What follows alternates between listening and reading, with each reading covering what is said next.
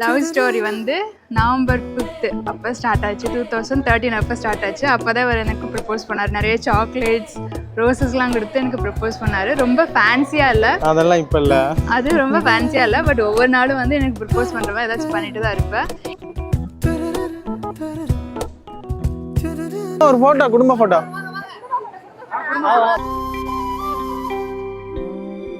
பார்த்தப்போ வந்து எனக்கு வந்து தோணவே இல்லை, லவ் பண்ண தோணவே இல்லை. பட் வந்து ஃபர்ஸ்ட் பார்க்குறப்ப கொஞ்சம் டிஃப்ரெண்ட்டாக இருந்துச்சு.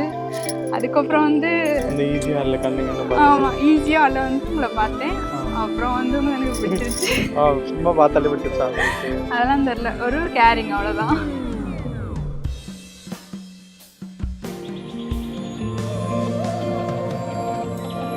கண்ணோடு கண் சேர என் பேச்சு தடுமாற வெக்கத்தில் நான் ஆட மனம் ஏங்கவா நொடிகள் நகர்ந்தாலும் மண்ணோடு மறைந்தாலும் நம் காதல் தொலையாமல் உனை வெல்லவா நீ இருந்தாலும் காதல் சொல்ல பல பல கனவுகள் என்னை கொல்ல உன்னிடம் பாதைகள் தானே செல்ல நீ இருந்தால் வானமே இல்லை இருந்தாலும் காதல் சொல்ல பல பல கனவுகள் என்னை கொல்ல உன்னிடம் பாதைகள் தானே செல்ல நீ இருந்தால் வானமே இல்லை.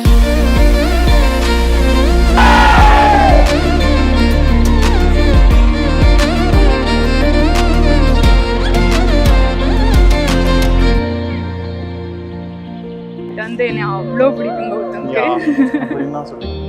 எனக்கும் கௌதம் ரொம்ப பிடிக்கும். எல்லாமே இருப்பான், சப்போர்ட்டாக இருப்பான், எல்லாமும் செய்வான். அவன் என்ன வேணாலும் செய்வான்.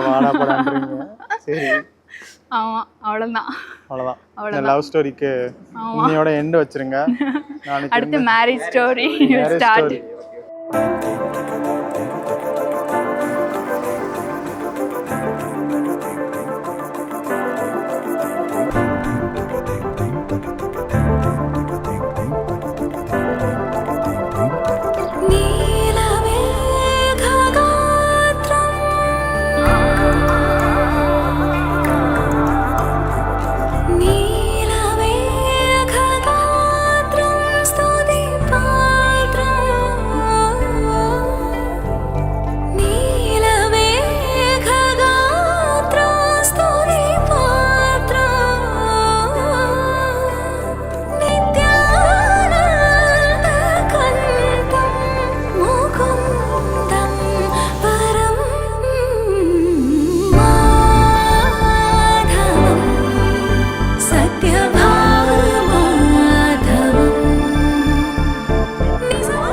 ஸோ கௌதம் வந்து எப்பயுமே கைண்ட் அண்ட் இன்னசென்ட் அண்ட் ரொம்ப வந்து ஜாலியாக இருப்பார்.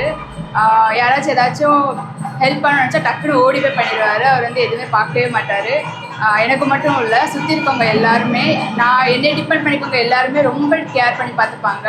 யாராச்சும் அவங்க வேணான்னு சொன்னா கூட அவளை வந்து விழுந்து விழுந்து கவனிப்பார். அவ்வளோ சூப்பரான நைஸ் கேரக்டர் தான் கௌதம்.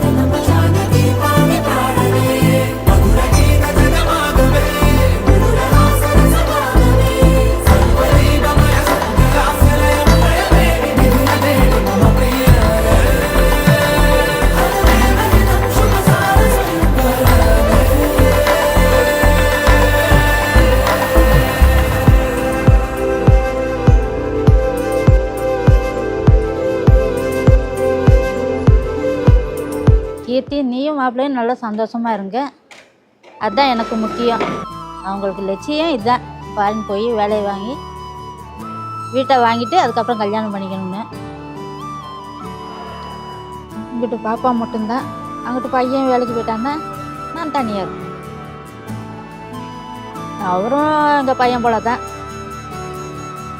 என்ன நான் ரொம்ப மிஸ் பண்ணுவேன். மாப்பிள்ளை சும்மா சொல்லக்கூடாதுங்க, தங்கமான தங்கம் எங்கேயும் கிடைக்காது இந்த மாதிரி மாப்பிள்ளை. எனக்கு அவர் மாப்பிள்ளையாக வர்றதை நான் கொடுத்து வச்ச வரம் அப்படின்னு தான் நான் எடுத்துக்கிறேன் அதை.